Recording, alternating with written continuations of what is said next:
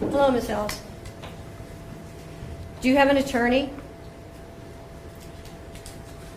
You do? Do you have the money or means to hire an attorney? Have you received your indictment? Okay. Have you read it? You have not read it. Okay. To you back there, right? We have a copy here. You can read it. You don't want to read it. Are you willing to accept that the public defender has read it to you? I'm sorry. You asked her not to. Well, but she did read it to you, correct? She didn't read it to you. Right here, this exchange is more important than it sounds. The court is establishing notice, making absolutely sure the defendant understands the charges. Why? Because due process demands it. If she later claims she didn't understand the indictment, this moment becomes critical. Notice how the judge keeps circling back. That's not confusion, that's legal insulation.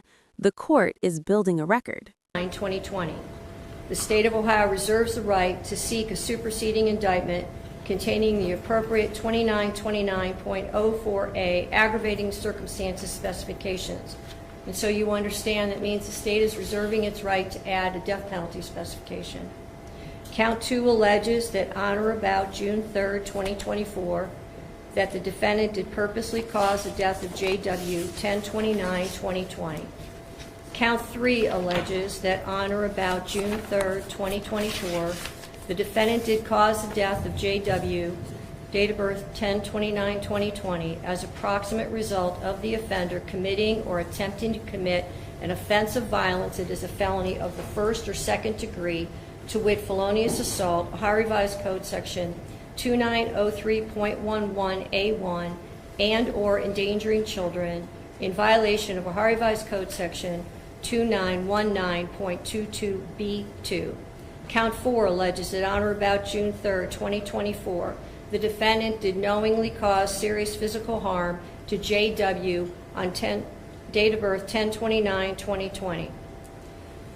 Count 5 alleges that on or about June 3rd, 2024, the defendant did torture or cruelly abuse J.W., date of birth 10/29/2020, a child under 18 years of age, and furthermore, the violation resulted in serious physical harm to J.W., date of birth 10/29/2020. Count 6 alleges that on or about June 3rd, 2024, the defendant did attempt to purposely cause the death of Margot Wood. Count 7 alleges that on or about June 3rd, 2024, the defendant did attempt to cause the death of Margot Wood as a proximate result of the offender committing or attempting to commit an offense of violence that is a felony of the first or second degree, to wit, felonious assault, Ohio Revised Code Section 290. And there it is. When you hear reserving the right to add a death penalty specification, that's the prosecution signaling this could escalate into a capital case. In Ohio, aggravated murder charges can open that door, but they don't have to file it immediately. This is strategic. It puts maximum pressure on the defense while keeping prosecutorial options open. The stakes just went from severe to life or death. Any record, document, or thing with the purpose to impair its value or availability as evidence in such proceeding or investigation.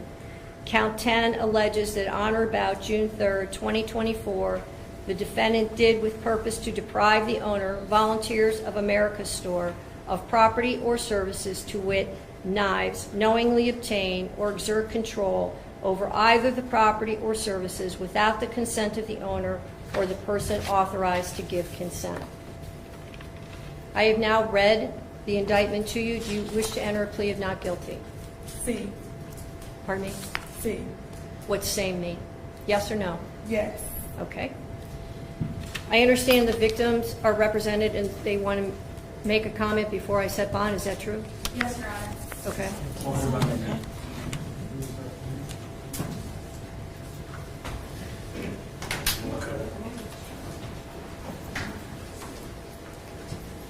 Good morning, sir. Could you start with your name? My name is Jared Wood, father of deceased, husband of Margot. Your Honor, that day, 1 week ago, she took everything from us. There's nothing that could ever replace my son, or anything that my wife and I, even our other kids, are going through. It's horrendous.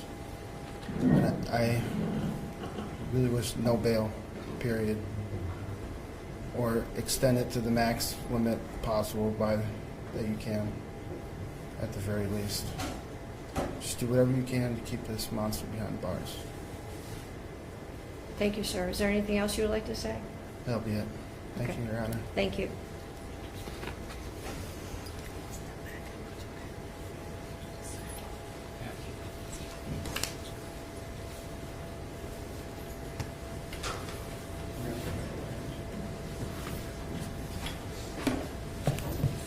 Is there anything else before I pronounce bond? Your Honor, we would just ask that you consider assigning the Public Defender's Office, recognizing this is not our number. We did represent her at the first appearance unit. I did meet with her on Friday. We have had contact with her family and begun working on the case. Thank you, Your Honor. When the original bond was set out of Muni Court, the bond was set at $1 million, and it was before the passing of one of the alleged victims. I do not believe that bond is appropriate given the change in circumstances and the allegations that are contained in this indictment. Bond is set at $5 million, cash, surety, or property. GPS, no contact with any surviving victim or victim's family. DNA order. Judge is John Russo. Pretrial is June 17th at 9 a.m. I'll assign counsel. Thank you, Your Honor. Thank you, Your Honor.